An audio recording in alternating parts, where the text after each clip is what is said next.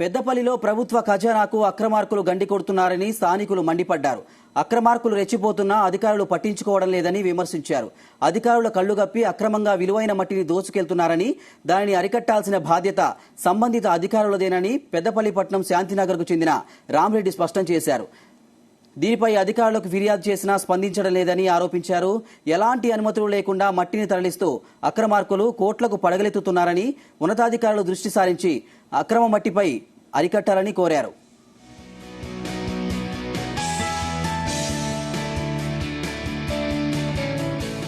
అక్రమంగా మట్టి తరలించే వాళ్ళు దాదాపుగా ఒక 20 మంది ఉన్నారు. ఇవాళ ఇక్కడ పెడితే రేపు ఇంకో చోట పెడతారు.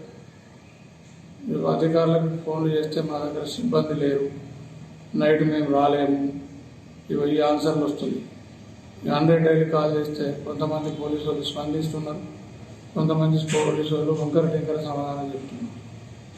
జూలపల్లి కానిస్టేబుల్ 100 డైలీ కాల్ చేస్తే జూలపల్లి నుంచి ఫోన్ వచ్చింది, అజీముద్దీన్ అనే కానిస్టేబుల్, మేము ఏడికి రామయ్య ల్యాండ్ విషయం, మేము మట్టి విషయం ఏదన్నా కలెక్టర్ చెప్పుకొని లేకుండా మైనింగ్ వాళ్ళకి చెప్పుకొని సమాధానం ఇస్తున్నాం.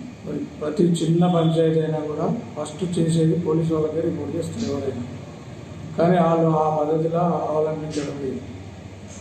మైనింగ్ వాళ్ళకు చెప్తే వాళ్ళు ఏమన్నా మా దగ్గర సిబ్బంది లేదు, మేము ఆడవాళ్ళకి ఏం చేయలేము కదా అని, మీరు పోలీస్కి ఇన్ఫర్మేషన్ ఎస్ఐలకు ఫోన్ చేస్తే నైట్ కూడా ఎస్ఐలు కొంతమంది ఆన్సర్ ఇస్తున్నారు, కొంతమంది ఆన్సర్ ఇవ్వట్లేదు.